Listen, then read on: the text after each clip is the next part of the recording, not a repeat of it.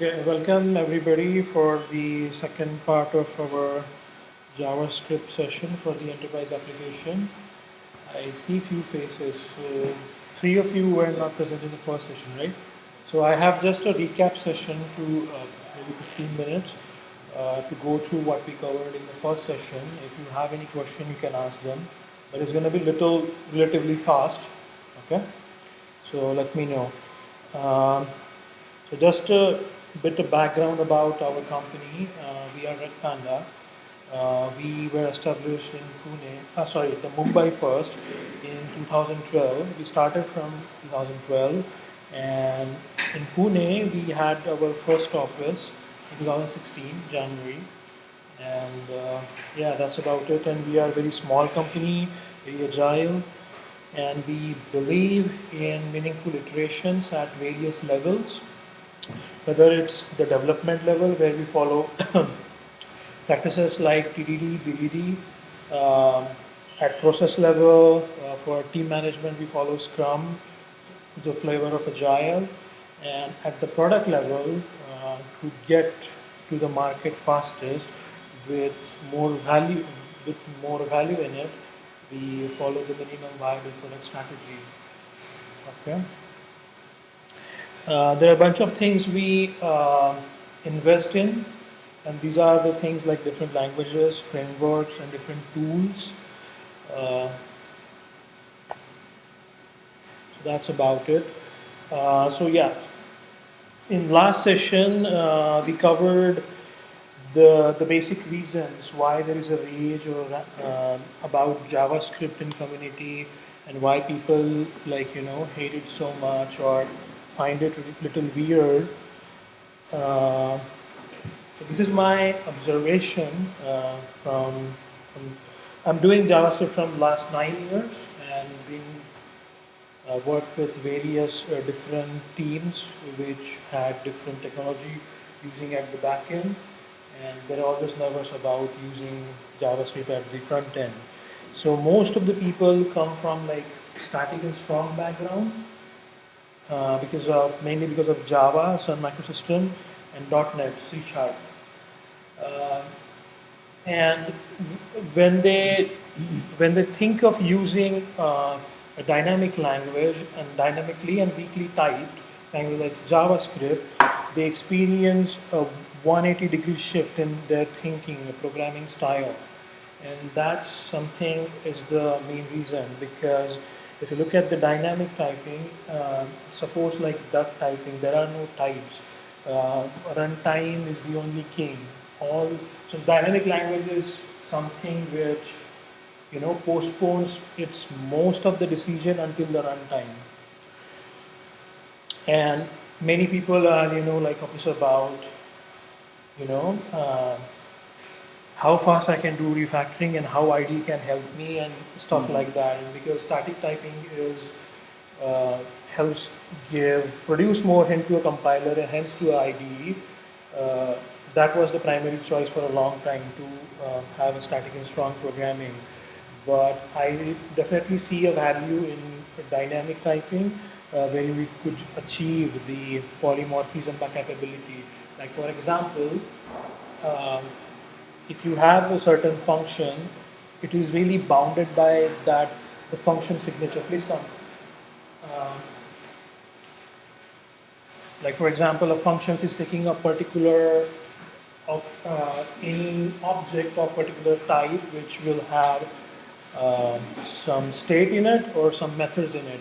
But that isn't the case with the dynamic languages. Dynamic languages just needs that whichever object you pass, is it going to have a that method or that state? Okay, it doesn't care about the type of it. Okay, so it does not restrict. So that's what the polymorphism by capability. In case of statically typed languages, uh, the compiler will only approve your code only if that is the instance of the type you're expecting. A subtype maybe, or maybe you can, uh, make use of contravariants, covariants, but not beyond that.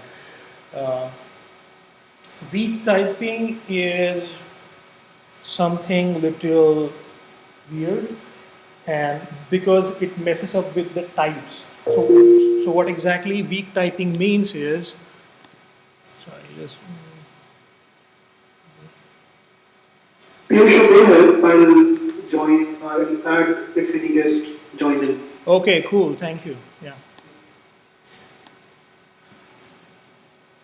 Okay, so weak typing is means that, so dynamic typing means that your compiler is weak.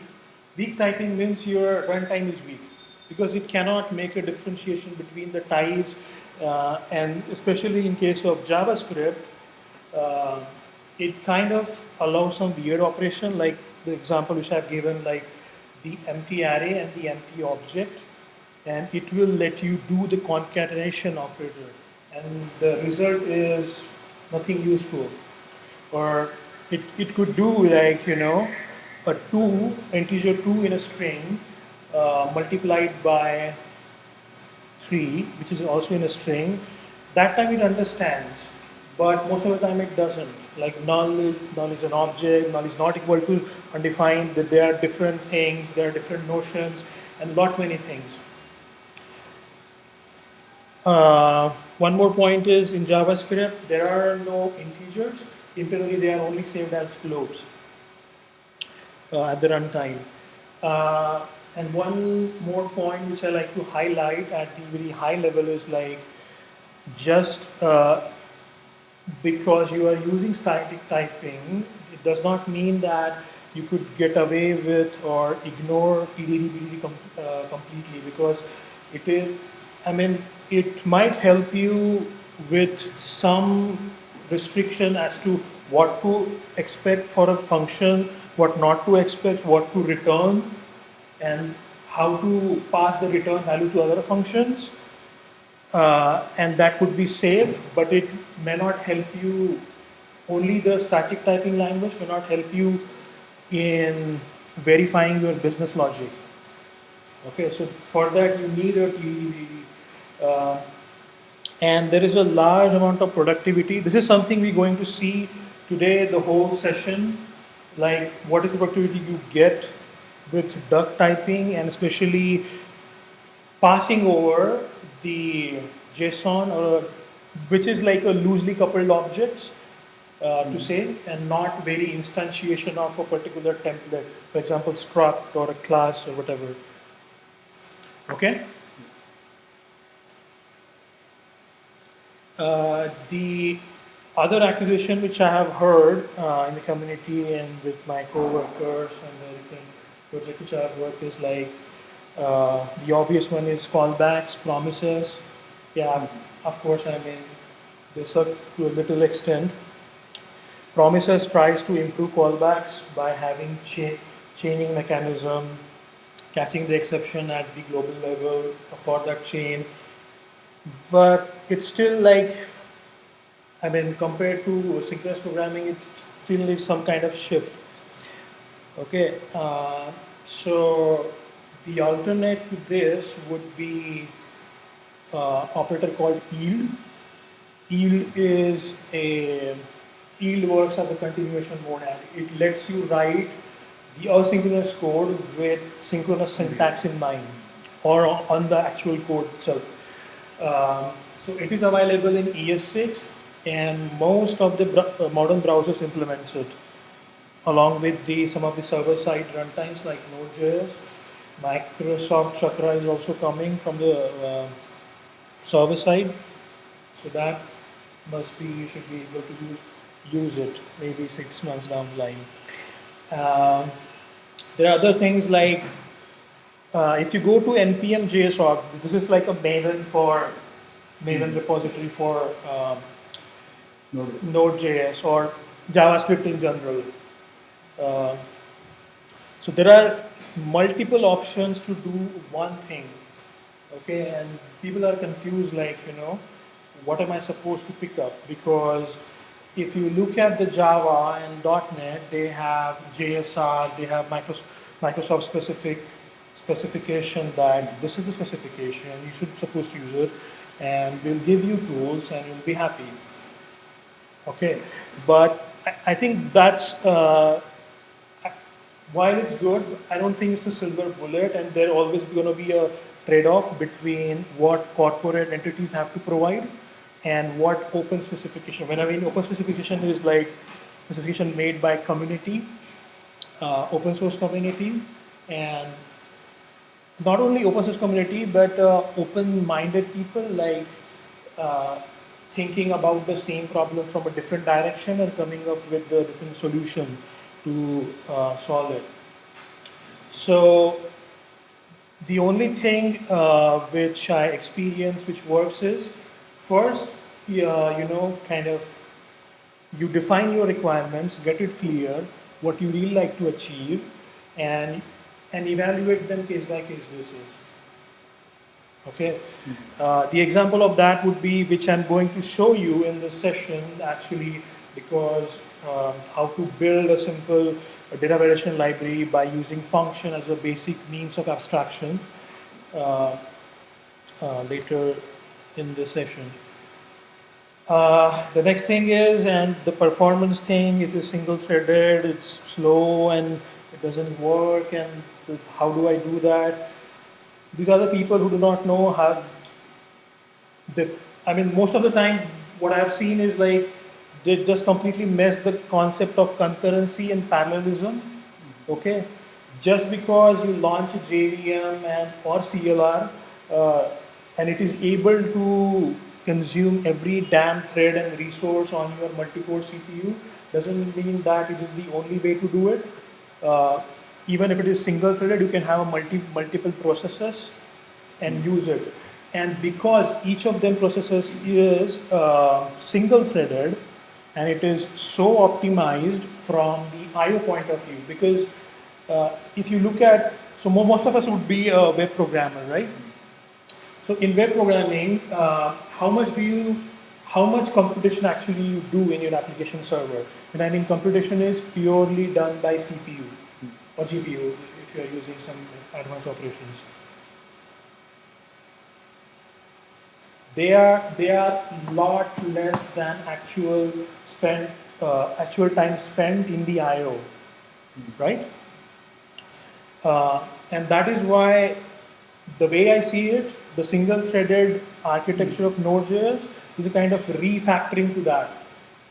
Like, some it makes some default choices that yes, many of the things would going to be I/O. They're going to be lot less little computations. So that way, you can utilize that, and it is much better at memory usage at a factor of 10, I would say, at least 10, compared to JVM and CLR. And because it's single-threaded, there are no synchronization problem. And I mean, if you try to learn multi-threading, and if you try to learn only the callback, I think single-threaded would be very, very simple. Follow, because there are many things, locks and mutex and whatnot. Okay. IDE compiler, you can use Atom, Visual Code, TypeScript to help you with that if you just can't live without types. TypeScript is, by the way, is the superset of the ES6 and ES7. So whichever works in ES6, you will be able to find areas for identical syntax in TypeScript, which is by Microsoft, which is by the same guy who invented the language called C#. Okay. If you have, the list which I mentioned here is open source editors. If you could do commercial IDEs, you may be able to use like WebStorm or IntelliJ IDEA. In the first session, I have used Atom. In this session, I'm using IDEA Ultimate. Okay, so they're like the same. Okay, so, and the most, so when they start programming, they're confused about what are the different paradigms I should use. because there are a lot of frameworks. Some depends mainly upon they have ORM frameworks and a whole lot of things which came from other communities. There's prototypal inheritance. There is also a functional, and because it is single threaded, it's also event based. So my recommendation would be procedural, functional, and event driven. You'll see that. Uh, so just to have a look at or to get a more idea about how to how to come about using certain paradigm or disciplines. These are the different things you could look at. So initially in 1950s when they started, what they all have is uh, the assembly programming language, maybe a Fortran or some flavor of Fortran, okay, and then the revolution started, right? People, by the way, this is not in order of timeline because the functional came first and then object oriented, and before in that middle timeline, Dijkstra came up with the structured programming. But these are the things you should keep in mind when you look at when you make a decision about which paradigm to use. Structured paradigm came because Dijkstra made a emphasize on the not using goto. There is a very good paper about goto statement considered harmful. If you haven't read that, please read that. It's really good. For you, it might be kind of obvious, but it had been made in the 50s and 60s. So it was a great impact at that time. So what he said was avoid the go-to statements and embrace the block structures, use simple for while loops and simple subroutines or functions. Then object oriented came in about 1966-67. They made they have a suggestion like do not make use of pointer to functions or handle to actual function which is memory based. Do not make use of that. Okay. Instead of that, make use of inheritance, parametric subtype polymorphism to achieve your code reuse. And there is whole thing like so the classes are seen as a small instantiable module where you can have your own state and you mimic having the closure over that state. Okay. Um, then came the functional programming. Uh, the Lisp is the language which was invented by John McCarthy in 1958. He also invented the garbage collection in 1958 along with the Lisp. And the main intention was, this is not main intention for the Lisp, but over the period of there were different functional programming languages, and what they say is like avoid having using variables, and use only the constants. So once you define it, don't reassign it. They are just like your constant symbols. Okay, and also avoid the mutation, IO side effects by wrapping it inside the monad. Uh, so this is the avoid list. Embrace list is like higher order functions, which this session is whole focused upon. Recursion, persistent data structure, and category theory. So if you see every other paradigms try to avoid something and try to embrace something else to achieve these things. So it is up to us if your language supports multiple paradigms, how to best make use of that. Okay, so just focus upon the avoid list first. So you avoid that, you start from there, and you start embracing, depending upon the libraries available in that community, depending on framework available, what is your actual problem statement, start embracing that way. So that's the message here. And event-driven paradigm is kind of parallel to this. I mean, this is something you could achieve in any of these. And what it says is, so instead of calling a function by having direct reference to it, when I mean direct, or maybe should I say direct compile reference to it, okay, have it called by some indirect means, by having queues, by having channels. So that help you, yeah, please see, that help you achieve the location transparency between the different functions. So those functions you can host on a maybe on a same instance of a process, maybe on a different instance of process, maybe on a different machines, maybe on a different clusters, so on and so forth. Yeah, by the way, this guy, the upper one is Dijkstra, and this one is McCarthy. Okay, any questions here? You're cool. Okay. And this is again a list of things they are less aware of or they ignore. Is like when you develop an application, for example, in Node, um, one of the joys, or even when you deploy in production, is like milliseconds. You will not feel it.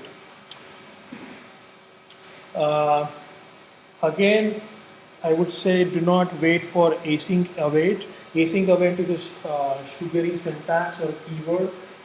When you only try to use yield operator with promises, instead of using them, just use async and await.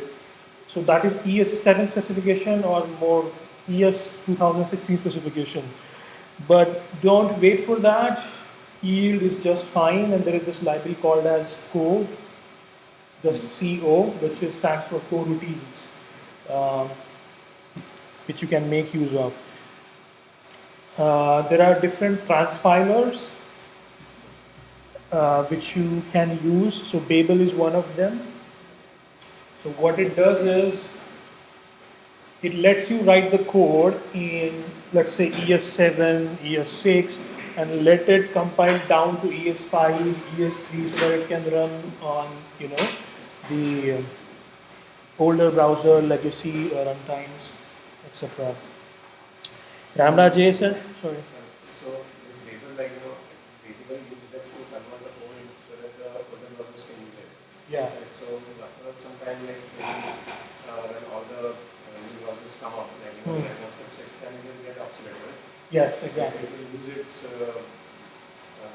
like what is it doing right now? Yes, yep. That's right. But I've seen Babel used even in case of transpiling other supersets of JavaScript to JavaScript, so like JSX to JavaScript or TypeScript to JavaScript. So transpiling is even used in that regard. So it's not necessarily just from one version of the HTML. But those will be, at least in case of TypeScript, that would be the plugin for Babel. But actual compiler would be TypeScript one. Right, yeah. Okay, yeah. Okay, so, yeah, any other questions? RamdaJS and DateFP, this is something we're going to see that today, and it is a functional list of functional utilities which act as a replacement for the standard collections which we have in JavaScript, sort of to say that SDK and the date API. And there is a lot more you can achieve using CommonJS. CommonJS is a module system.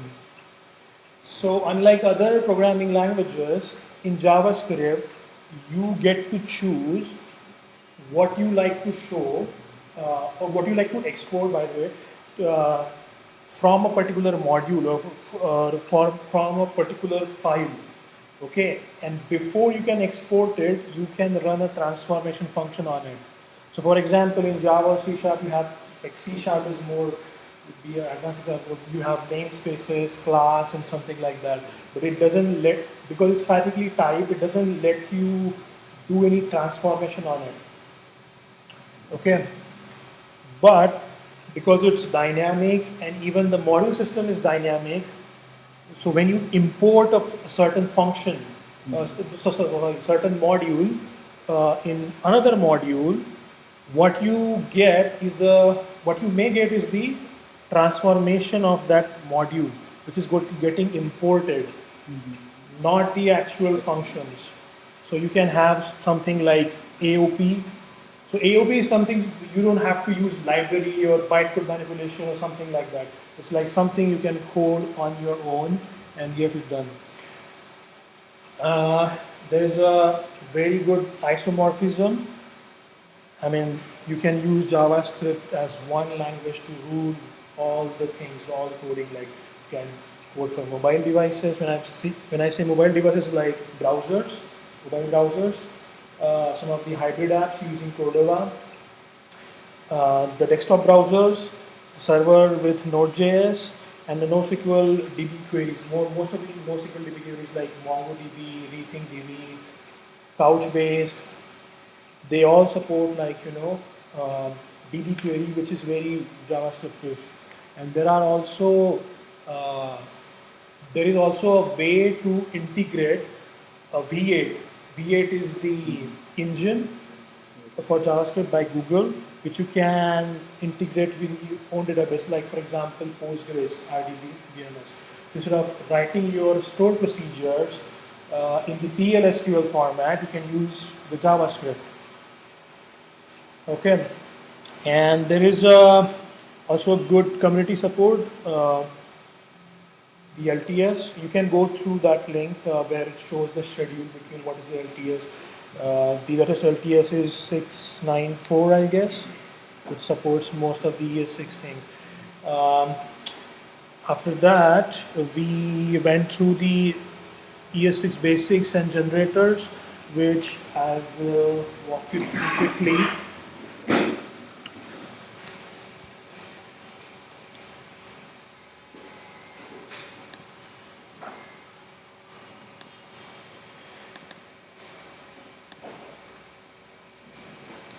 Okay, so the first thing is they introduced the concept of scope.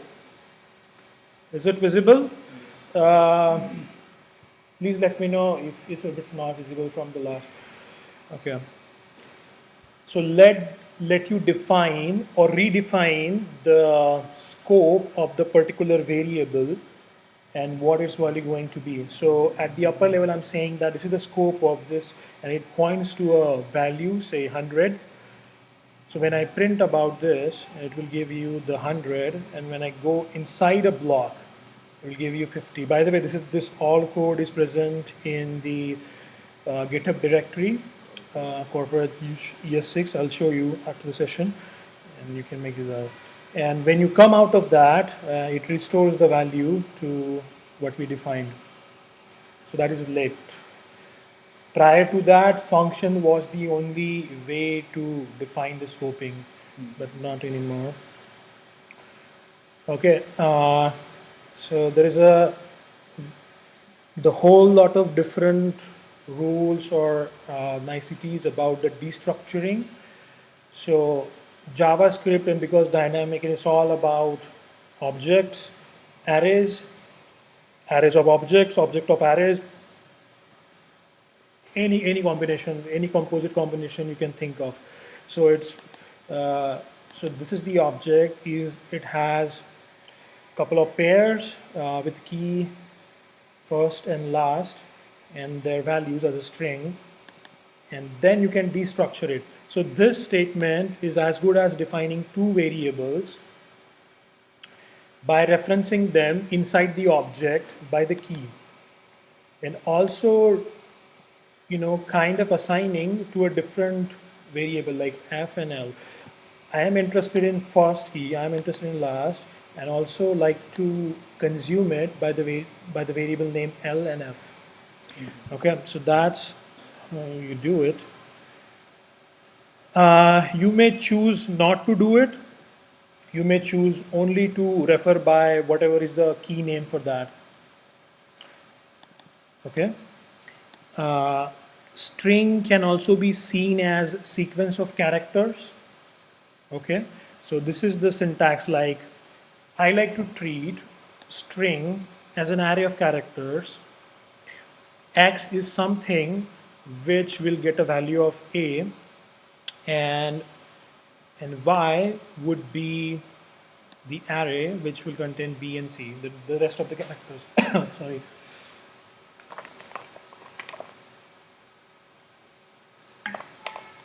So there's a spread. Yes, this is a split operator.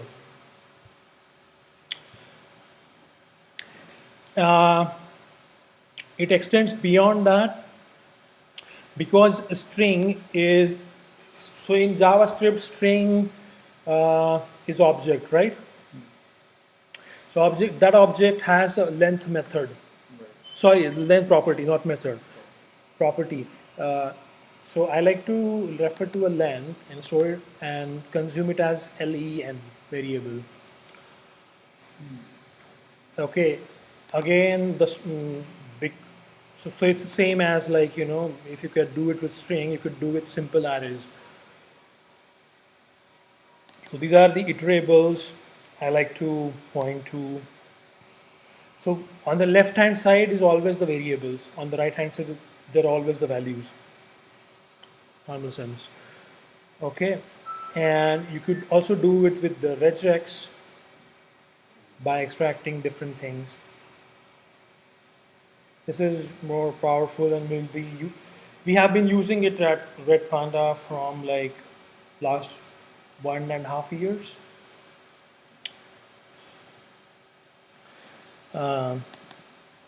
You can so what if on the right hand side the value is in present, so you can always have some default value associated with it. Okay, so in this case P would be 3 and Q, because it doesn't have anything otherwise, so it was referring to the value at 0th index which is not present, so it initialized to 3. It was kind of associating the second index, so sorry, the first, it's all 0, 1. It doesn't have anything, so it picked up the value as undefined. The same goes with the objects. This was for array and this was for object.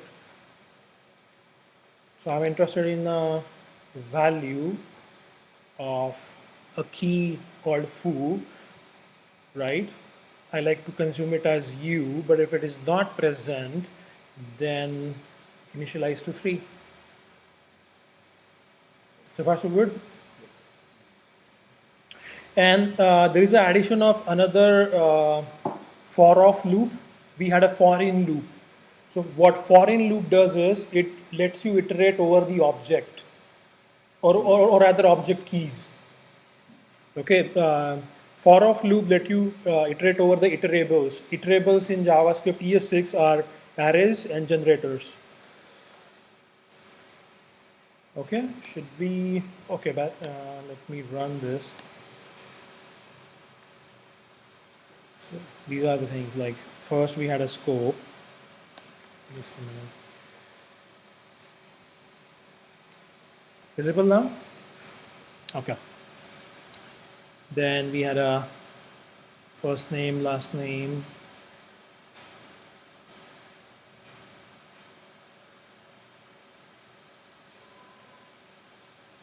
triples, the date function, and the destructuring for the objects, and the for of loop.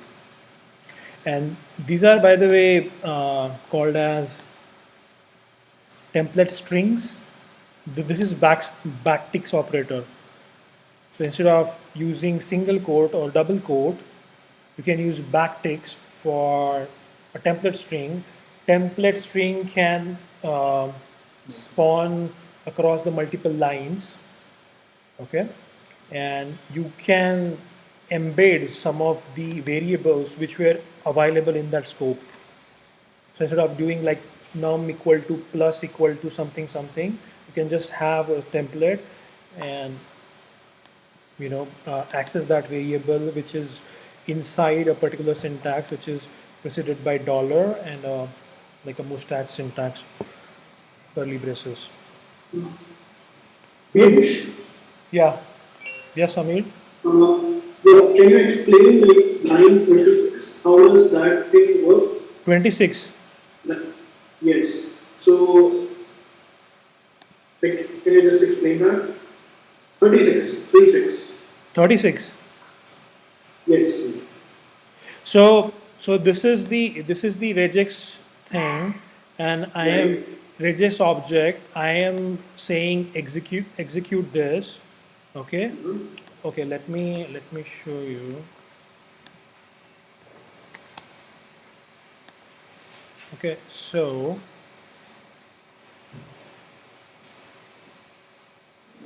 just a minute. Maybe I can do this. Oh, sorry.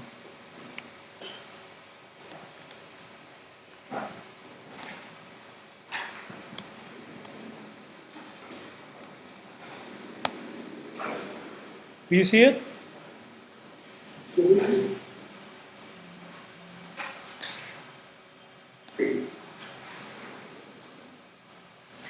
Okay, so what it returns is this kind of array. So I'm pointing that all is the first, okay? Year is the second, right? Month is Right. this one, and day is this one. So it's just like a array destructuring.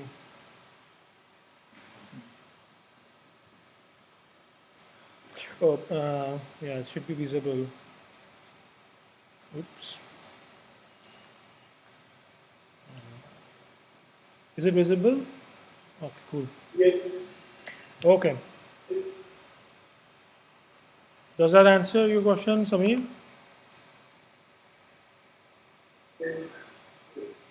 Yeah. Okay. Okay, we'll move to the next, which are the generators. Oh, we gotta hurry. A lot much to cover. So this is like a simple generator. So only difference between a function and a generator is like where you spot yield inside it, and this will have a star after a function. Okay. So what it essentially says is, so this is to emulate the lazy collections or lazy values or communicating with other things. Okay, so this is a simple generator which says that yield the output red and then the panda, and then when you run it,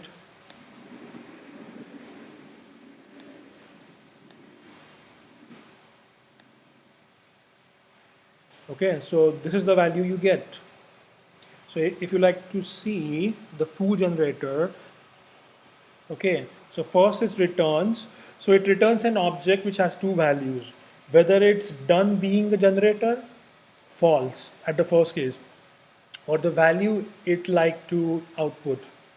For the first two tries, it sets the value and then it says I'm done being a generator, done true. Okay. So this is how would you operate this? Like this is like a if you're from Java or .NET, you must be aware of iterable or iterator interface. But it's more advanced than that in a sense that it allows you to continuation. We'll see. Not over the values, but it also accepts something as a value. Like here, we have certain formula, and for that I need output from the other end. Okay, so I start the generator, then say next, I get the value 6. For the next two interactions, it accepts values. Okay, so first, the value of x would be 5 because we are passing as an argument as a simple function. Okay, then it would say y, it will come, sorry, this would be the 5, and when you say yield, okay, so it will return like 12. Okay, it will accept 12, and when you say yield, it will accept 13, and then you make a sum of them.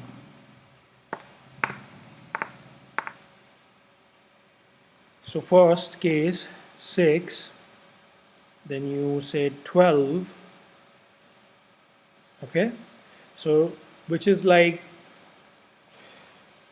24, because it's 12, 24 by 3, that would be 8, so return value is 8, but I still like to pass a different value like 12, so Z would be 12.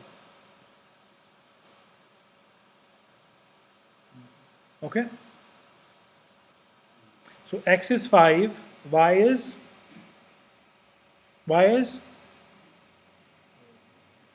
24, and Z is Z is 8. So that's what the summation of that would be 42. Okay. Okay. Let's go to the more complicated one. Nested generators. Okay. A particular generator can yield the whole of the output of the another generator. Okay. So here bar is able to produce the whole of the output of the foo generator by having, now here the syntax is yield star, and this is an indication that you are yielding an output from another generator or another iterable. Okay, and when I do that, by the way, we have seen different, so here we are accessing by normal sense, like because it is an object, we are calling the next method. Here we are using the spread operator, which is inside the array syntax. So it lets you spread over it and create an array out of it. Okay. So that would be this foo bar Pune, Ratnagiri, Mumbai. Okay. So far so good. Range generators. What are range generators? Range is basically the range, like I like to get a range of from 1 to 10. Okay, so I'm using this, I'm yielding the output. By the way, the difference between the range, this, and producing the array is it's lazy. It does not compute unless it is really needed, right? So, okay, so here we are accessing from next. Here we are using the destructuring operator, and in the range example, regenerate example, we are iterating over it using for op loop. So these are the different ways to, you know, access the values out of the generator object. Okay, so it's a simple with a recursion. By the way, the ES6, the full specification suggests that even if you have very superficial value here, like something like this, I don't know if it's implemented in 6.9.4, the stack overflow should not happen, because it internally implements something called as tail call optimization. Okay.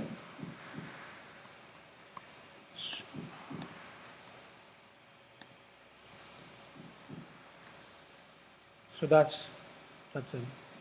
1 to 10. Okay. The most important or the practical one is one which using the generator to get rid of callbacks, either in case of actual callbacks using continuation passing style or using the promise style. So what we do here is we have two functions, fetch data, two function generators, fetch data from a site which does not exist, and hence it should result into an error. So it acts like a perfect continuation monad, in the sense that it let you think and type sequentially, but internally, because the runtime does not support the multi-threading, it will still be the same. So this line data will get executed only when we fetch the data from this particular site. And it also let you catch the error in normal try-catch syntax instead of mentioning some another callback to catch the syntax, which is in the case of promises. Okay. And now, in order to consume that, the runtime it does not support having the yield and promises. So we have to use a library called as co, which is again an open source library, stands for coroutine, which internally checks the type which you get out of yield and have some magic going on, and it waits until this response comes back. Okay. And once it comes back, it resumes the execution of the rest of the code. So in case of promises, it's the core library which is doing the magic, not the runtime.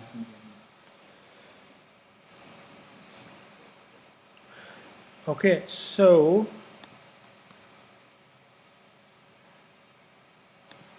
if I execute it, so it returns the value.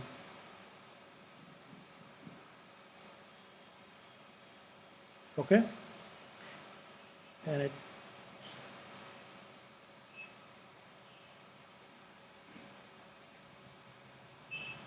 oops, where the error? Yeah, this is the error. This is the error for the second one, and first was the output. So saying that there was an error that does not exist.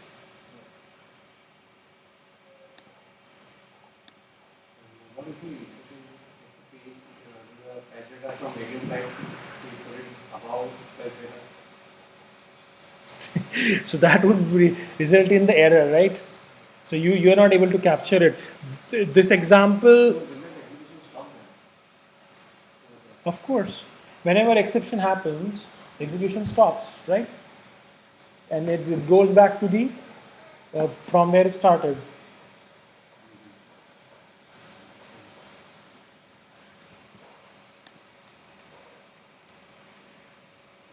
Okay. For the sake of the time, I wouldn't go with the CSP. You can just go through the examples because there are a lot to cover.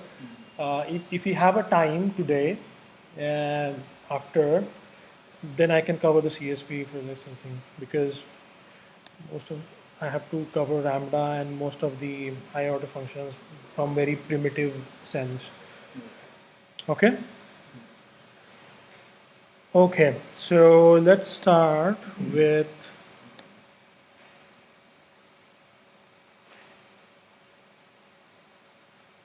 RamdaJS. How many of us have heard of RamdaJS or underscore JS or Lodash.js? Okay. And rest of you are from which platform? .NET. Is there any utility library, function utility library in .NET? Like in Java, which we have Apache Commons. Okay. So why you guys were using Lodash or underscore? What is your opinion about it? And where it actually helped you? By the way, this session and even the first session was more of a discussion. I like to have a discussion. What is your viewpoint and opinion? Just sort of, I am speaking only for the sake of taking the session. You can also involve yourself. This code can be used for easily manipulating arrays or objects. So Exactly. Okay. Yeah, but does it manipulates, right? And that's the thing. Any other thing like where actually have you used it? using one of the building an express API using express.js. So for there I use an underscore. Okay. The Express API is the HTTP API, HTTP web framework. So what exactly like the case with the underscore JS is like it actually manipulates the host object. Recently, they have released a version which is more FP-like and immutable-like, where previously they had like actually the host object they try to mutate it. So it's basically the utility library. So what you all have in JavaScript is like object, arrays, and all. So it provides you to transform it in different ways. Okay, so now to set a background for RamdaJS and functional programming, it supports uh, the way you should look at all the software from the eye of the functional programmer, or should I say dynamic functional programmer, is like there are two things only: data and a computation. And you can have a composite over them, composite over the data to define the composite structures and composite types, and you can have a more reusable and more reusable abstraction with higher order functions and combinators. So what is data? Data is something which we all have. Like it is all we have. The instructions are data. What you talk is data, maybe in analog format or something like. But the way you see from a programmer's angle, this is all data. Some of they are structured, semi-structured. They have certain types, if you like, or you can build out of a composite types. Uh, and one more thing which functional programming paradigms embraces is just data be the data. Do not manipulate it. Okay, and it is where from the concept of something called as referential transparency comes from. Immutability is the way to achieve it. Okay, so what is data? So there are different notions like the value, the state, and identity, and the time. What is value? Piyush is a value. 42 is a value. Pet Panda is a value. Okay, so that is always immutable. 42 is not going to change. It's always be there. Okay. What is state? State is a snapshot of something or a value of something at a certain point of time. What is the state? So the Prime Minister of India was Manmohan Singh. Okay? That is a state. What is the current state? The Modi. So that is state at a different point of time. Identity. What is identity? It's a logical reference. The Prime Minister is the identity. Prime Minister was the identity of Manmohan Singh before Modi came in, or BJP government came in. Now is the thing. So, and time is only a relative term. It tells you what is after, what is before, and what is currently. Okay, and hence it is not physically measurable. From this is all from programming angle, not from general sense of angles. Okay. Okay, now the different paradigms, for example, object-oriented paradigm messes with this. How? Because what they say is, the first thing they say is we are trying to model the real world, and what they mean is, so if you have a person named as Tom Cruise, what they say is person may be abstract class or maybe a class, and Tom Cruise is the instance of it. Okay, and they have certain state. which you can manipulate. Okay, but but what they are modeling is only the current state. Okay, they are not focusing on the if they were to model the real world, the Tom Cruise always existed. Okay, the first wife of a Tom Cruise, by the way, this is very weird example, but would be Nicole Kidman. Okay, and when he got married to second wife, say Katie Holmes, what you do in object-oriented programming, you just replace it, the person with the other person. No, but it already existed, right? In functional programming, you do not do that.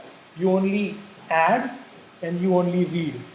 Or in terms of RDBMS, think of there are no inserts, there are no updates, there are no deletes. There are only inserts and read, select. Okay, and each one of the inserts have a timestamp with them. Because the relative term, because time is the relative term. What was my state? What was my identity would be different, but what was my state at that point of time? So that matters. And because we do such a thing, which Rich Hickey, which is the inventor of closure programming language, called this as place-oriented programming. What we all focus on the place, right? So in the example which I gave you, like the wives of Tom Cruise is replaced by Katie Holmes. So programmer have some place, like some variable which is of type maybe a person, and it is replaced by place-oriented programming. Whenever you have, so suppose you change your first name while you do a registration on email or something like that, you replace the actual value, you make the update query in your database. That is place-oriented programming. So instead of that, functional programming suggests, no, it was always a fact at that point of time. Why to erase it? Just add it. Just embrace the whole notion of time. Okay? I mean, that will create space problem. Yes. We'll discuss about that later.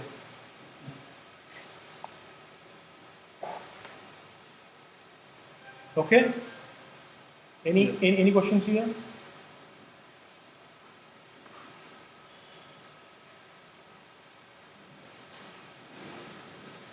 The second thing is computation. Computation is what? Series of instructions which is wrapped inside a subroutine or a function, and you just call it. And there are higher order functions. What are higher order functions? Which does either of these things or both of these things, like accepts a functions or returns a functions. Okay. And there could be another higher order abstractions for computation. Combinators are nothing but the higher order functions, just a fancy term. Higher order functions which only depend upon the argument they pass to. They do not kind of call any other function which is not received as argument. Okay, DSL is domain specific language, because in any of the software, whenever you define like trying to model the real world, trying to model the real domain, what you're trying to achieve is get as much as close to the real domain. And all of the things which matters in the domain, the keywords, the actual data types and all, when you look at your code, it represents the domain. So that is domain specific language. Domain specific language is the ultimate abstraction. Right? Like for example, a programming language called R is a domain for statistic computing. Right? But we can do that in C++, normal or any other general purpose languages. But it will take some time to build that abstractions and all. So today we'll see like how to use functions as a very basic means of abstraction, how to build sort of a DSL about it. by just focusing on the objects and the arrays manipulation, not manipulation, transformation, I would say. Okay. So how do you go about thinking functionally? So use the function as your first class citizens, right? Avoid the mutation of the memory pointer handle.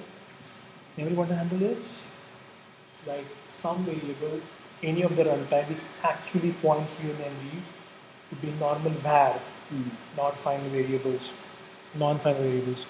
And the data, which is actually a program state, uh, you should not make use of null, because what exactly nulls means is the memory pointer does not exist. Okay. You should also favor recursion over iteration. This is little hard to follow. If you are it takes a certain time to get used to your head, like how to recurse and all.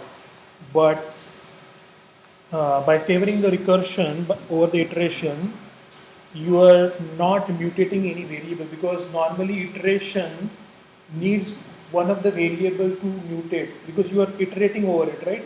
Am I finished? Am I finished?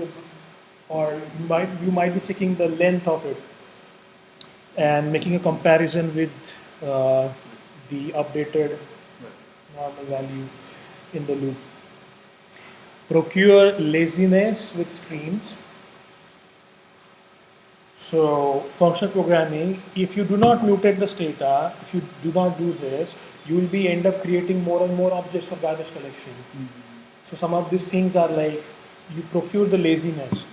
Why would you like to have in the memory which you are not going to execute at that moment? Let it fit lazily. Streams could be anything, the file stream, the HTTP stream, any other stream. Use expression over statement. So these are different things of achieving it, because the main thing is immutability. Okay, why expression over statement? Because if you have statement, you will have some assignments. Okay, if you do not have assignments, then those are the expressions, because they produce some values, and if they produce some values, they act as a input to other functions. Favoring the composition over inheritance, like you compose together, not inheritance like is a relationship. It's like just has a relationship.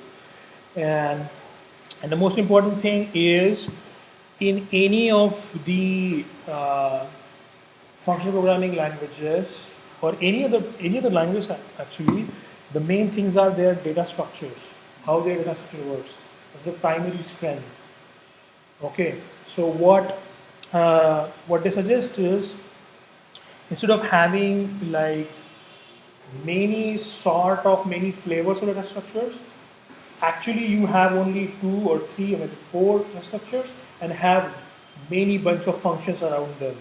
So to treat them as, like for example, you have a list, an array list, and the queue, and there is this W-link list, link is so many other classes and other things which will have different methods. You just have arrays and objects, and maybe if you like to have, so there could be some disadvantage of linked list. So you might have a sparse pre-array list, which we're going to see, by the way, the linked list, how to define it by the simple means. So that's about it. So 100 functions for only 10 data structures, maybe, 10 data structures, instead of having 100 different structures for like 50, or maybe, no, so sorry, I'm messing it up. Having 100 functions for only 5 data structures, instead of having 50 different methods for 10 different structures. Okay. Okay, let's start. So RamdaJS is kind of builds an abstraction over the very basic things which we have. Okay, so if we focused on this expressions and laziness, and because we do not only have the data, we also have to do computation, we have to make a condition, we have to apply the logic and all. So what RamdaJS provides is the basic abstraction means at the various category level. At the object level, the function, the list, math, relation, and type. This is the, so like for example, math. You already have the basic things which you do with the math, like add function. What is that? A simple function like takes two integers, take two numbers and return the sum of them. So all of them are functions. Even we are converting the basic operators and all into simple functions. Right? We said there are only going to be two things only. One is data, second is computation. So try to raise the bar and convert all of them as much as possible to have, like for example, function. There are many things, functional things, like even we have here, where is that? A try catch.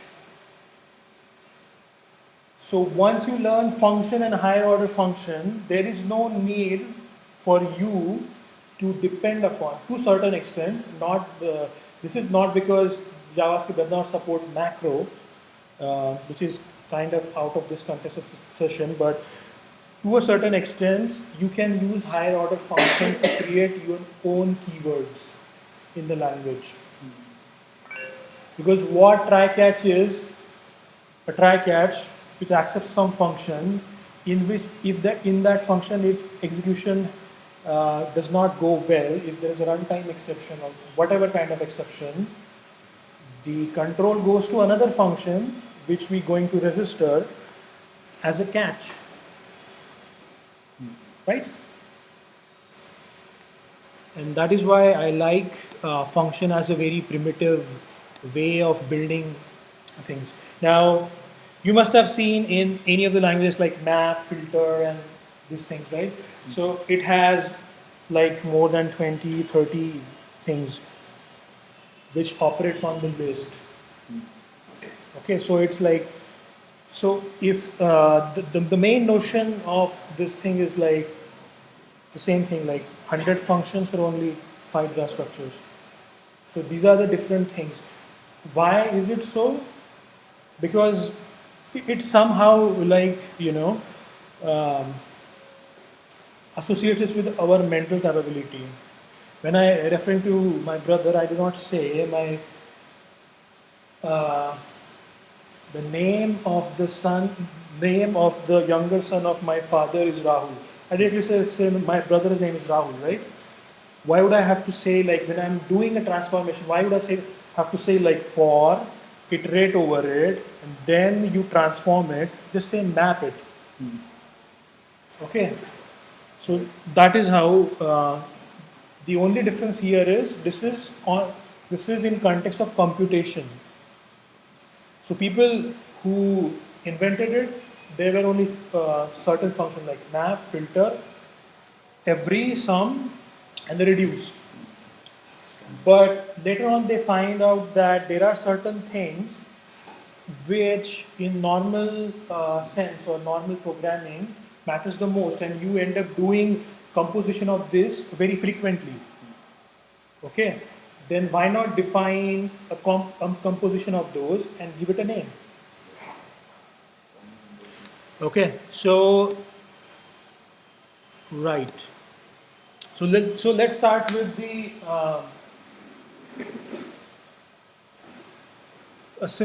creating your own data structure, which is very, very kind of flexible. As we said, like minimal data structure, and we're gonna have a bunch of methods into it.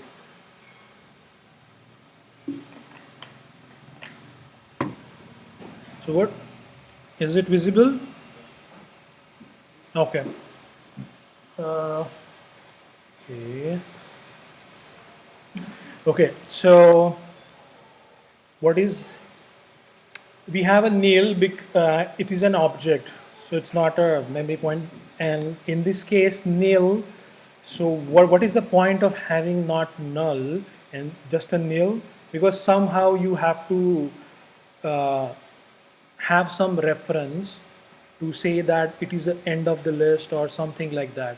But it is actually not the absence of value from memory sense or runtime sense. You are at a higher level abstraction, like it is an empty object and which is very constant. Okay, so this is a simple thing.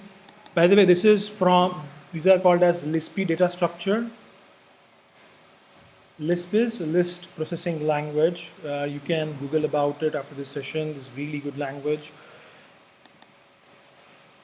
Or you can attend my next meetup on this series, maybe next to next, where I explain the closure script.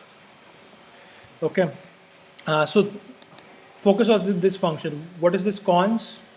It accepts a value and the cons, and it returns a simple object. So throughout this file, whole file, we are going to have data structure, have the methods. One thing which is we not going to have is mutation. Okay. So this is value and cons.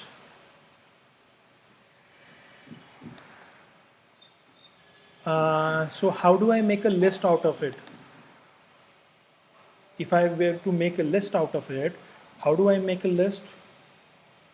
I say compose this thing. This is composition, right? I'm passing that to next and next and next. And ultimately it results into the actual structure, which I like to show you here.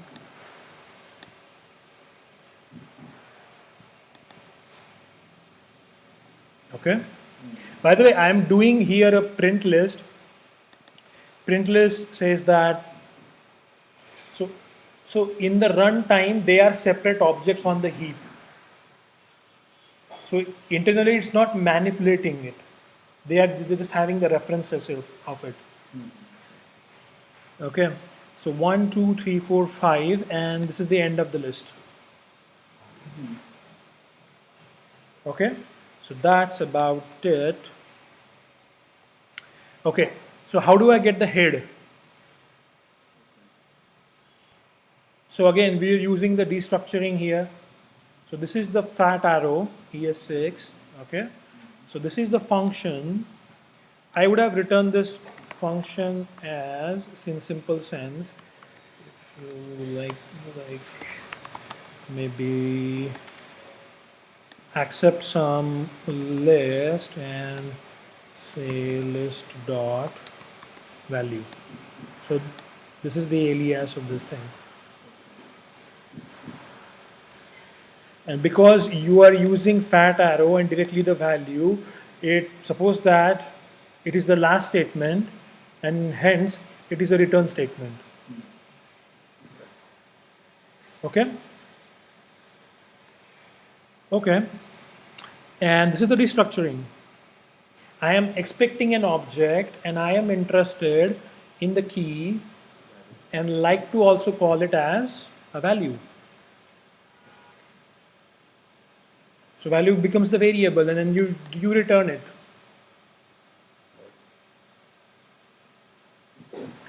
Okay. What is the tail? Tail is the other part. Remember, we have only two things like value, cons, value, cons.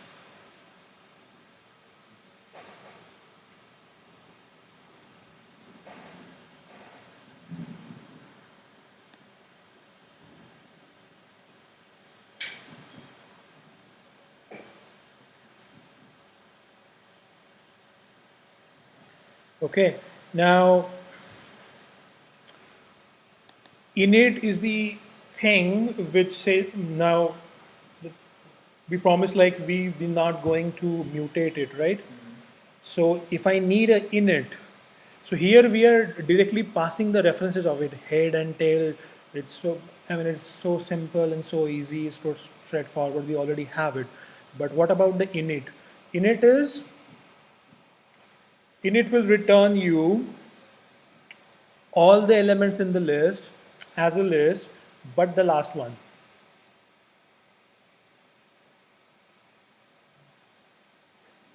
Okay, so if I don't want to mutate it, I have to create the new one, right? So here I go. So this is again a function which is interested in now two things like value and cons, both of those, because only those other things are available, right? And this is the only statement I have, which is a recursion. Here it is a recursion. So what is a recursion? Recursion, whenever you have recursion, you have some terminating value, right? And you have a recursion thing. So I am building it. So as I am iterating over it, I am building new one. And at the same time, I'm saying that also keep track of, did I reach at the end of the thing? And just have it there. Okay. So we haven't seen the tails and cons. Right.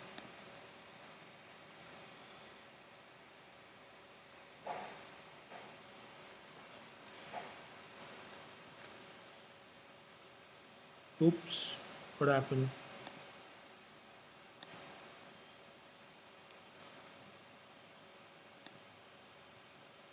Head value 5.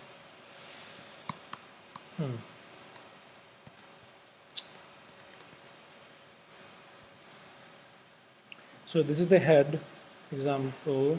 If you pass the define, it will return the undefined empty head. And if you look at the init, it has 1, 2, 3 to 4. It's showing the object. It's you print list.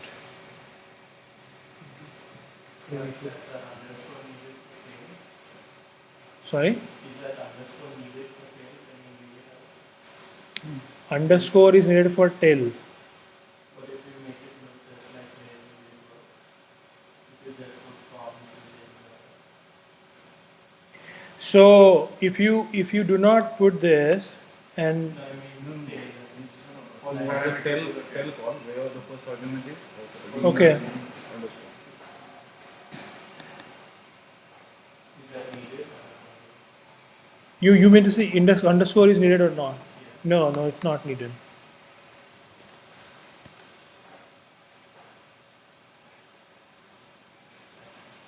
Yeah, this is to more being more explicit that there are something like I am ignoring the value.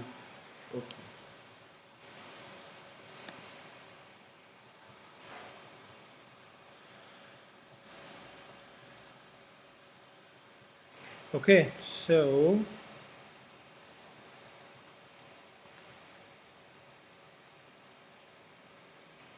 yes, so this is the 1, 2, 3, 4. Okay, so how is the last?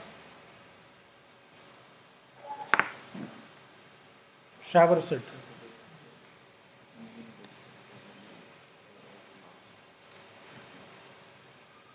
Last is 5.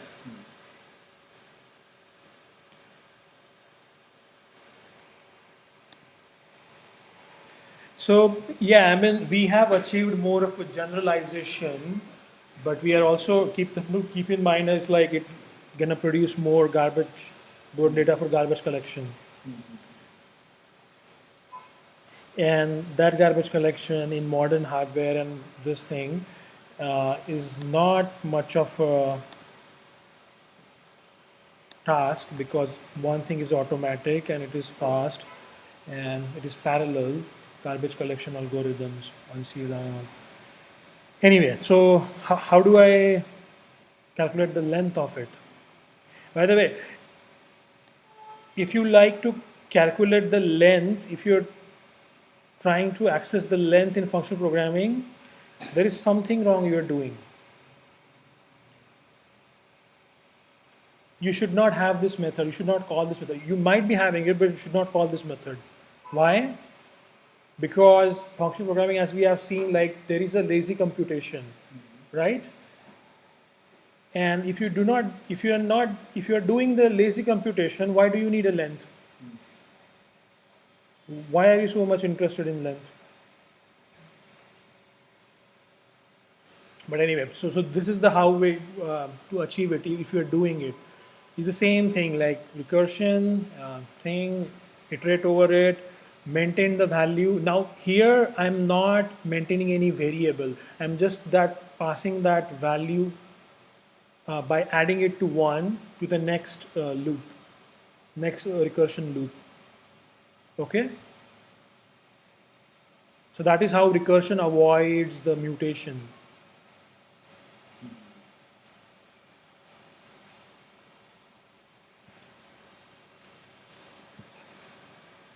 So length of const is not 0 and it's 1 and this is 5.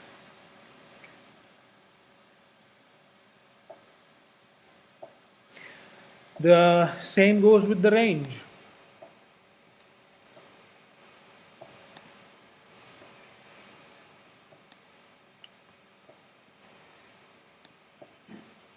Now here you really feel a pain of having recursion. So many things, what to minus and what to not, and what is. So here we have like a two terminal conditions, like so it's like a nested ternary operator expression.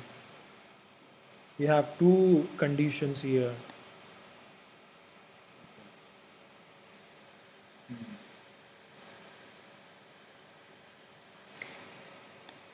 And we are doing the same thing. Create a list by cons. Recursive, create a list by cons.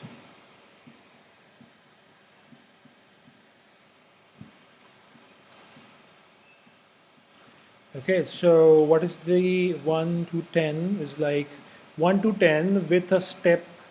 So this is how, like, if you're not passing the step, then its default value should be 1. If you're passing it, then it will honor the actual passed value. So 1, 3, 5, 7. Okay, and range, and then you have -3 to -1, 1, 2, 3, 4, -3, -2, -1. So it works for both. So this implementation works for both, for the negative and positive values. Okay. Any question? It's all first time, right? Question.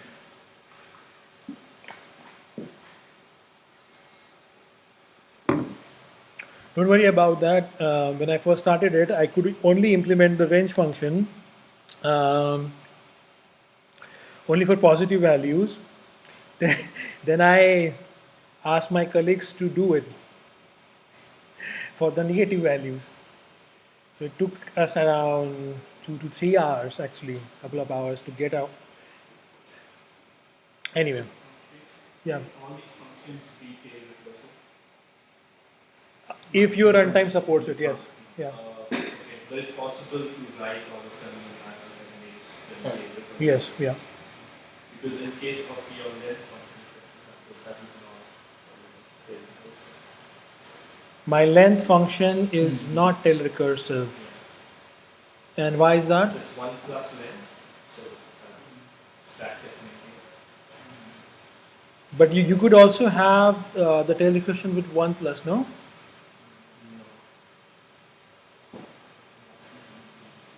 Really? Let me see if my function 6 node.js 6.9.4 tail recursion support. If it has it, we can just tail code 6.6.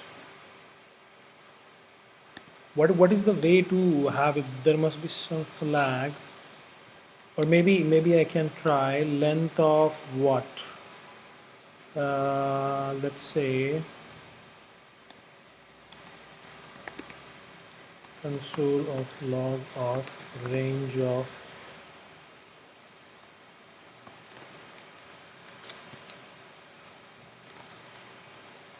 range of 1 to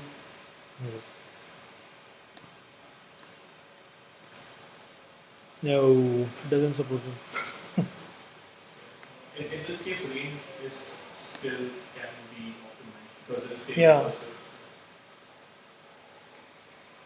Yeah, you mean to say only in case of tail recursion, the only output statement after would be the actual this thing. Yeah.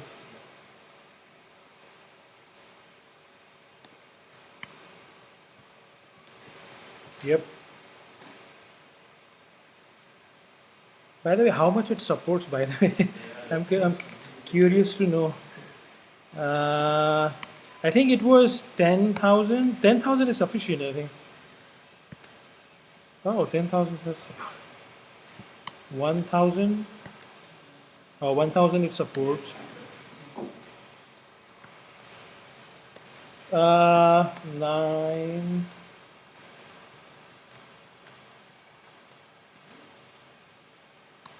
Not even 9,000. Come on. Oh, 8,000 supports. 8,000 is sufficient. Not gonna have so many. Okay. Okay. Uh, how do you implement equals? Equals is every, every damn value in that linked list, and you make a equals on it. And that equality condition is here, like, and again you have like two-step ternary operation to take care about it.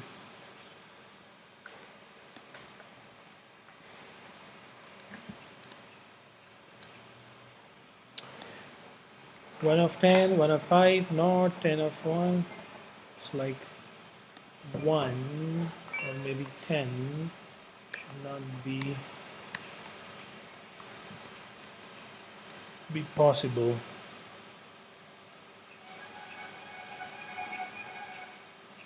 Something wrong with this? No?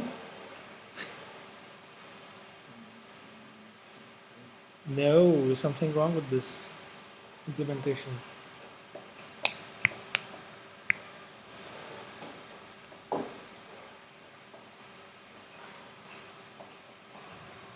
Should be true. How could be a range of -10 to 1 would be true to 1 to 10? Do you like to solve it? Because I don't like to. Not in this session. Okay. It should say here, work with negative ranges. Okay, so this is simple, operator, simple higher order functions like map and filter. So why higher order function? Because they accept a function, in this case the transformation function or a mapper function, then you iterate over it, and as you iterate over it, you apply that function and create a new list. Okay, the cons, wherever you see cons is like new list, adding an node, and that's how you do it. So if you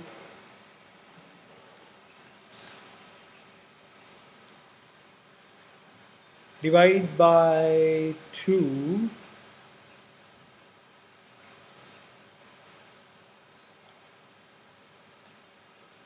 so you have a list. The list is what? Our first thing, 1 to 5. and I need, which is divided by 2. So this is what you get.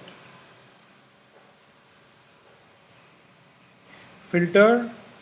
Filter accepts a predicate. What is predicate? Predicate is just a function which accepts any kind of input but always returns the Boolean value.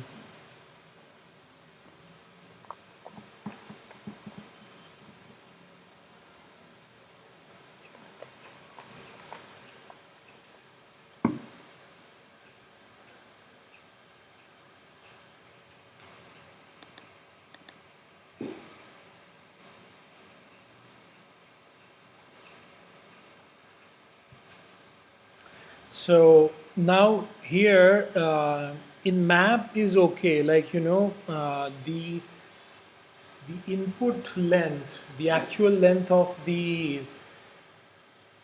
input collection or iterable or the list we are passing going to match with the output. So it is pretty easier. But in filter, you have to exclude some of these things. Only which matches it, only have to include those. So it's a little tedious. So it has, a couple of, actually 3 ternary operators. So while you code into it, all the things which you have in mind, the first thing you are typing in, you are coding in dynamic language, you have types in your mind, and now you are doing recursion. You also have thread stack in your mind.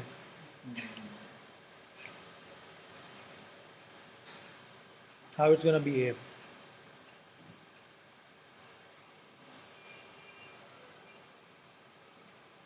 So down. Okay.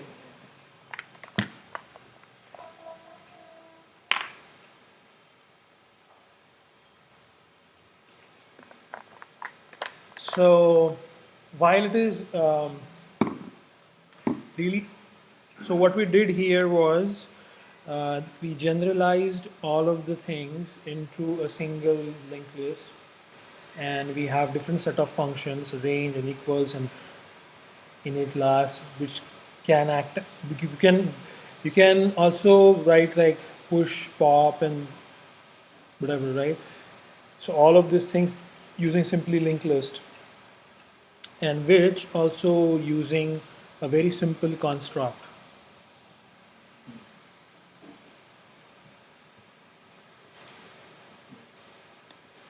So what we have here is primitives, right? The constant like numbers and strings and all that, those gonna be already there. Simple objects, which is a composite of those primitives, and the function. So that composite data is data and only the functions. And function, and of course the application of a function. Now you can replace some of these things like this thing with the function plus and all, but I won't go much into that because Ramda provides them all. Okay, any questions here? What would be the disadvantage? Because everything has a trade-off, like everything has pros and cons. There's nothing perfect in this world.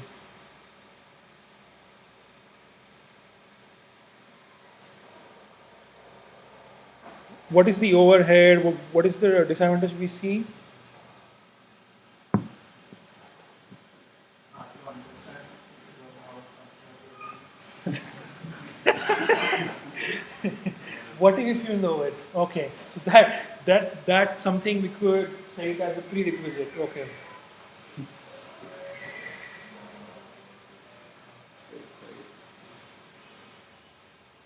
Space size, yeah, and the number of computations you are doing is also this thing. You achieved the generalization, you achieved more of the things, and you can get coding faster, but at the expense of space and little more computation, because computation are not optimized from the machine's angle.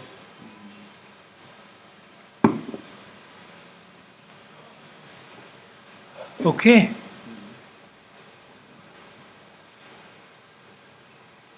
Any question, or should we jump to the basic of Ramda and how is it?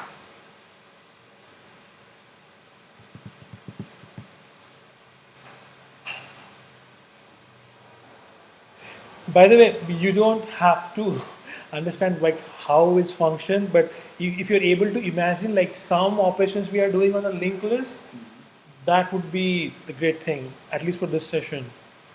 I mean, to try it and actually getting hands on it, it takes a little while. But all I wanted to achieve through from your angle is like how it actually works. Once you have that in mind, then you can produce in any other language.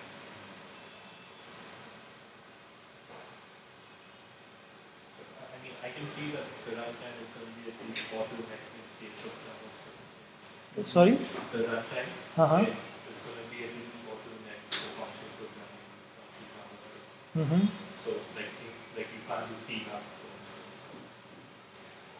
instance. Right. Okay. Which is like the real power you get with referential transparency and how you can do things internally because they're not. Right. So this is the debate I frequently have with many people. Like, um, referential transparency is not only when, I mean, the advantage of referential transparency is not only when you have multiple threads using PMAP or with, is also when you have concurrency, right? Because the same variable which you have, it could be possible that another HTTP request modifying it, and the previous request, or not even HTTP request, any other operation which is does the IO, uh, is doing the IO at the moment. So yeah, so that way, and even if it does not have it, the main thing. I mean, I am literally free in my mind. Like I can pass that variable to any other method. I just don't have to think about it. I just go straight programming it. Don't have to worry about, passing it or serializing it, deserializing it, any of the things. And about the other thing like space size, the garbage collection for because it is single threaded, it is more performant in JavaScript runtime.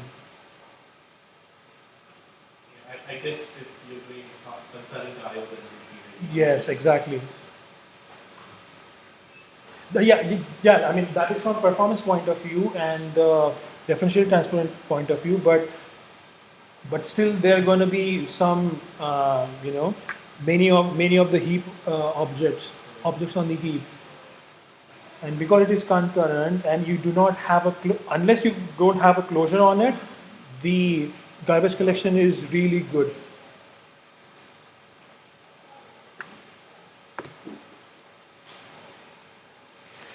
Okay. Any question from people online?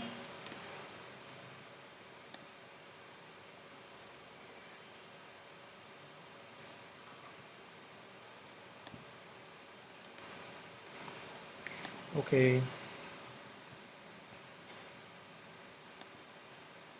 Hope they are not too much comfortable with their eye. Okay. Okay. Let's start with Ramda. Okay. So as I mentioned here, there are some categories. Um the basic categories.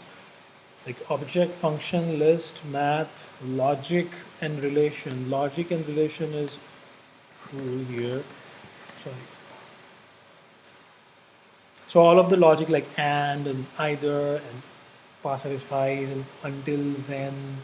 So when is like a keyword, right? Many of the languages which you can implement using higher order functions. Until is also, unless is also.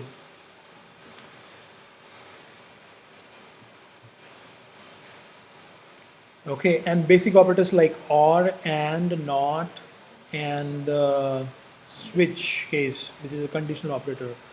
It's also there to make use of it. And there is this, whenever you have a relation, so there are many relation. The relation between the two objects, what is the relation, what is the difference, max by, length by, and all such a stuff.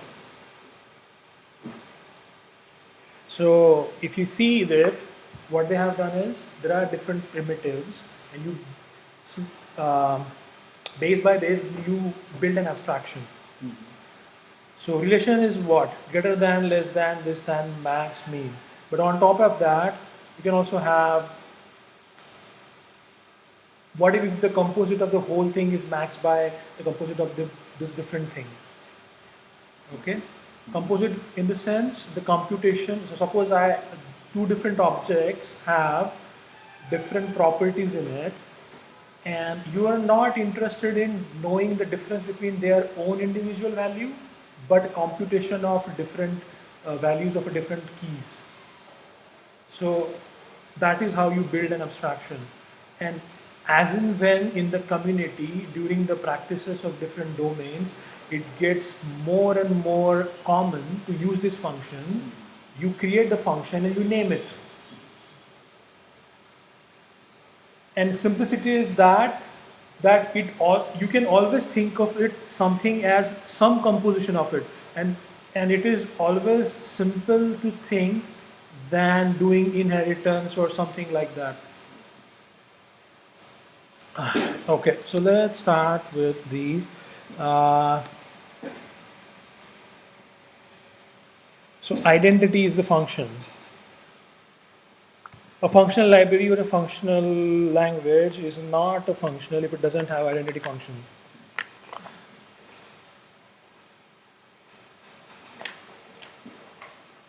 What it says, identity, who am I? So, who am I? Oops.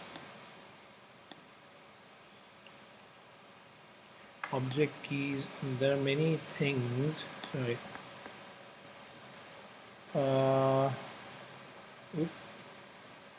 Yes. Let's do it. Now observe the irony here. What is the irony here? We say that there are no states, right?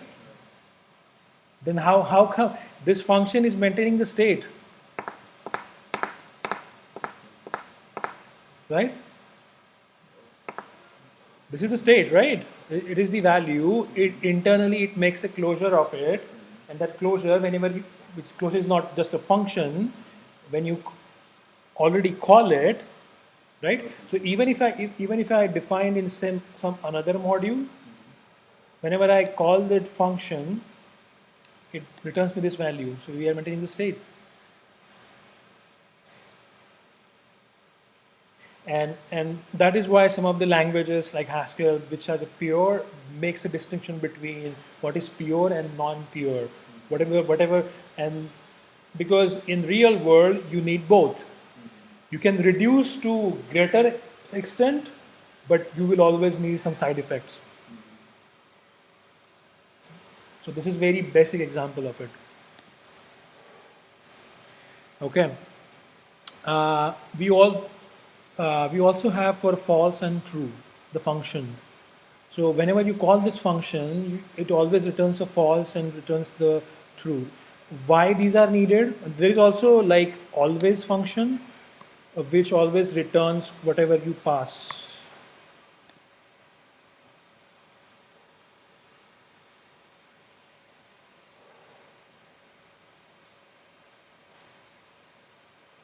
It's same as identity.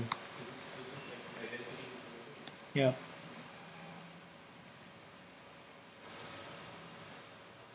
So because in functional programming, whenever you do more of the stuff, you need some default behavior. So, and it is where it is used as. This function always returns a false value. This function always returns as a true value. Okay. So if we make, so even if you pass something, So if you're debugging something, so as we have seen, predicate is a function, okay, which takes any of the object as the input but always returns the Boolean value. But what if during the debugging or during certain condition, I like to pass a predicate, right, a function which always returns the true. So in that scenario, it will be useful.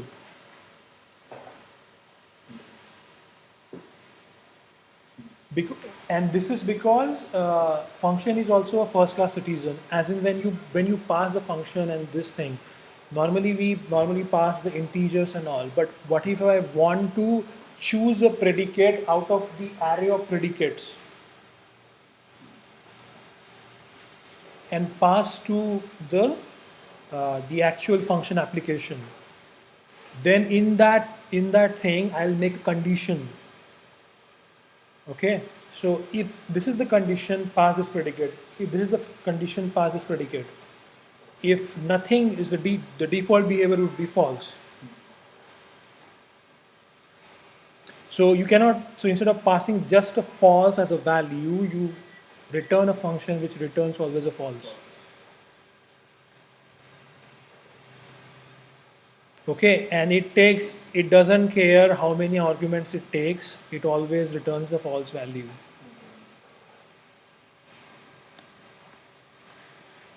Same with the true, and we have this cond operator. Cond is like a switch. So how does, sorry, one thing which I wanted to mention was the autocurry. Autocurrying is, are we aware about currying?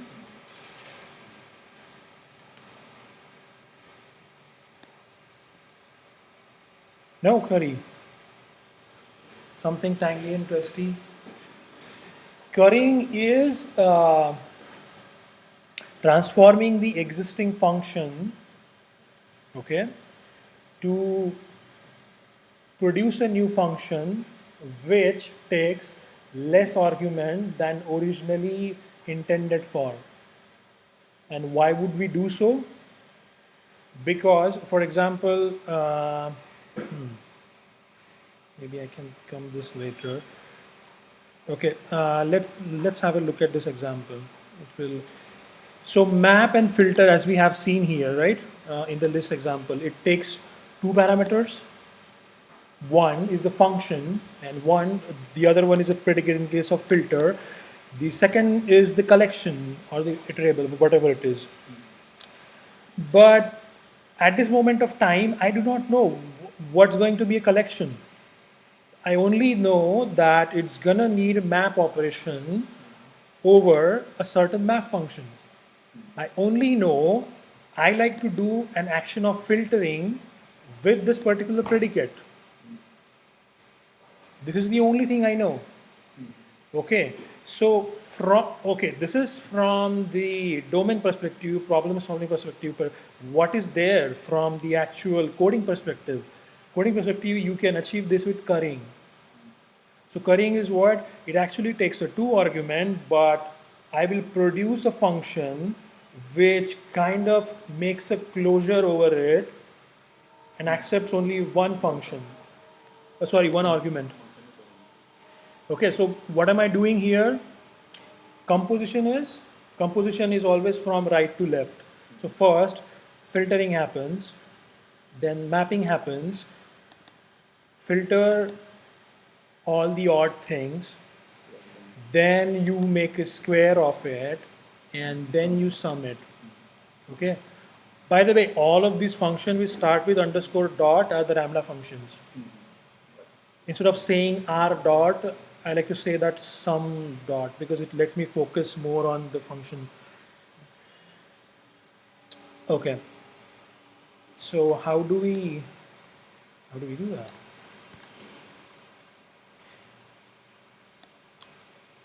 Sum using the compose is this thing. So what is odd? Range is 1 to 100. You create a range, just like we have created a range in list, right? So Ramda has inbuilt function. The only different thing is here is it does not take the last argument as inclusive. So you have to put +1 here. So this is what, and this creates an array. This is not a lazy range.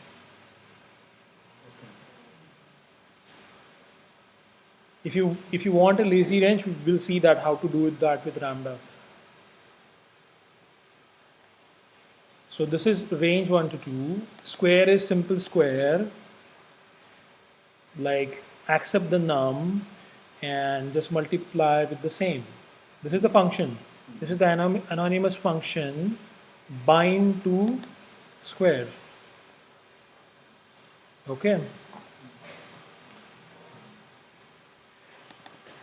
And this is the map.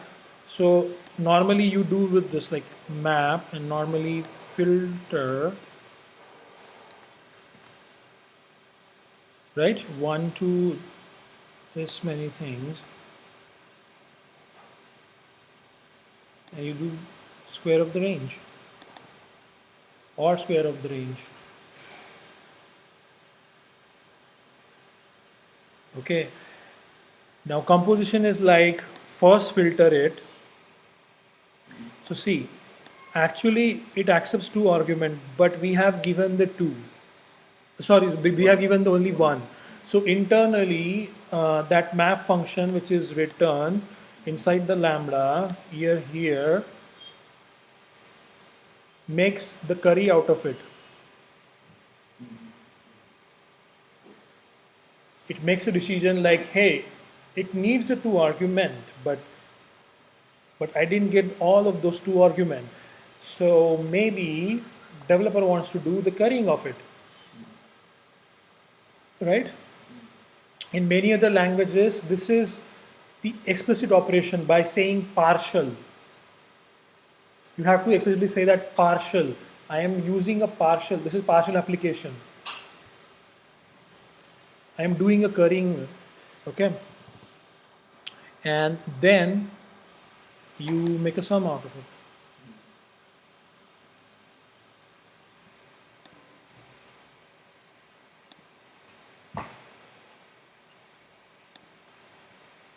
Okay, pipe is opposite of compose,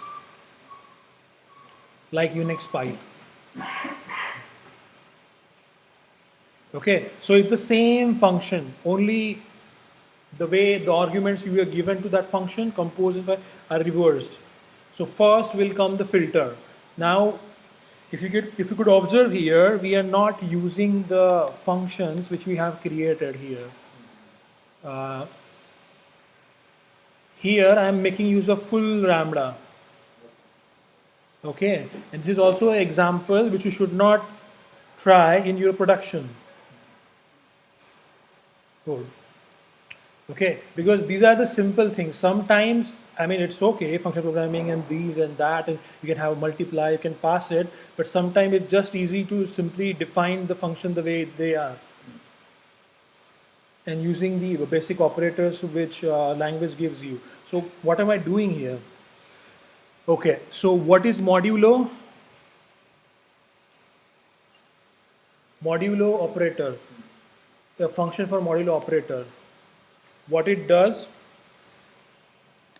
maybe I can, modulo operator, what it does, like module operations, right? Just a simple this thing, module by this, and what would be the value of it, right? But in this case, when I'm passing this filter, right, I like to do a modulation of it and then compare it with the one which I did here. First do this and then compare it with the one. Okay, so modulo, but here I have a problem. Automatic currying happens from left to right, right? So in Ramda, this is very unique feature Like you can tell where to curry. So this is, in this case, this is the currying parameter, curry placeholder, double underscore, which is actually internally a function which, kind of, so internally it inspects. If it is there, then it should call that. So I'm saying that you give 2 and then identical 1, and it is a composition of that. So this function is equivalent to this one. Sorry.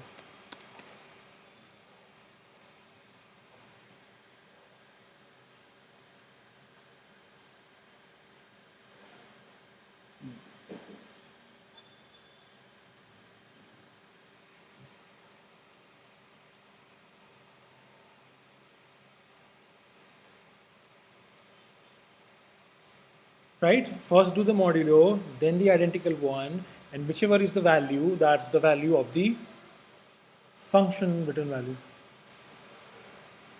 Okay? Right. Second thing, square. You get rid of the odd, sorry, you get rid of the even values. Then you have a square. Then how to do the square? So what actually is the square? From the very basic, from the function, if you think of a square, what is a square? So map always receives a function, right, which is called by each and every element in the array, right? And what you're supposed to produce is whatever you produce multiplied by that value. Okay, so there should be some functional construct. So this is how thinking goes, and this is how more of the functions are developed in the community, developed in the functional programming languages, and how. So actually, what you want to do a multiplier, right? But how do you duplicate that value which you are receiving? By identity and by having that particular thing. So the converge, if you look at the converge says the converge, the syntax would be really awkward anyway. So converge says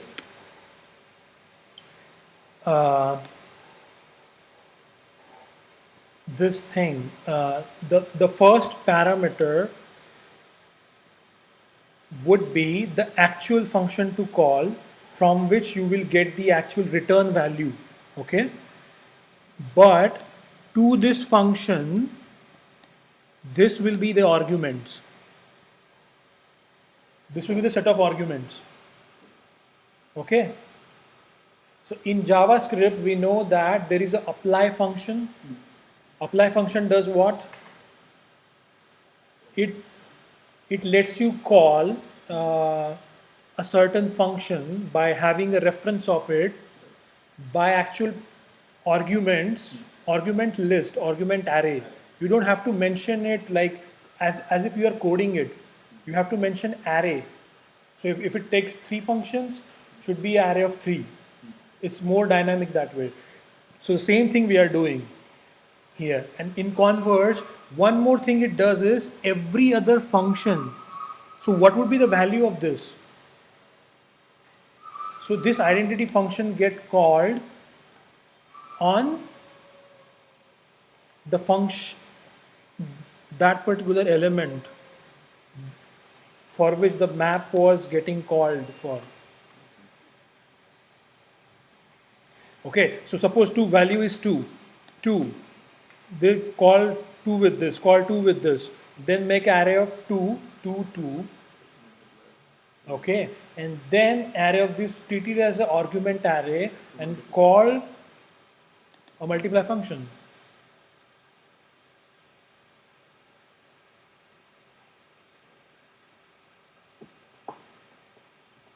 Do not get overwhelmed at how would I'm going to do that. Just try to understand how the flow is, and once you start coding it, because unless you coded it, you will not learn any other language. Doesn't matter how simple it is, and again, simple is again another. It should have some context like simplicity and all. Anyway, but are you able to see the flow, how it is going, what getting called? Here it was a composition, modulo operator, right? We put a curry placeholder because we wanted as a first argument, right? And not the curry normal one. And we kind of made identical to one, and it returns, this whole thing returns a function, which when get called for each and everything returns a boolean value, because the leftmost side identical function returns the boolean value. Okay, then there is a map, converge. So get that particular uh, variable, call on each and every of array of functions, treat them as array of values, and then you call the first argument function with as if they are the arguments of an array. Arguments of a function. I think and reduce and. Okay, so if I think we should have a break for lunch. It's the same thing, which you get here, the same thing you get here, right?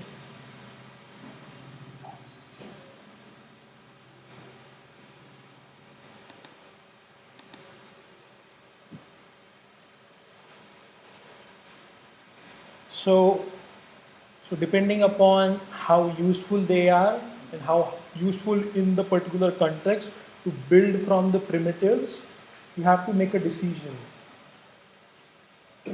Sometimes simple values and simple thing could be more readable than trying to bang your head about what is going on and why it is done that way and why this person is trying to fill his mouth like from behind the thing.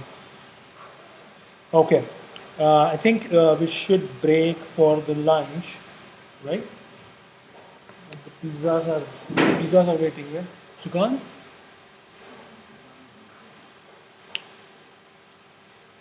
Okay, cool. Any question before we break for lunch? I'm still thinking how that works. Should be your expression in your head. Pipe sequence by returning. Yeah, pipe is better than having compose, because we always read from left to right. Yeah. Okay.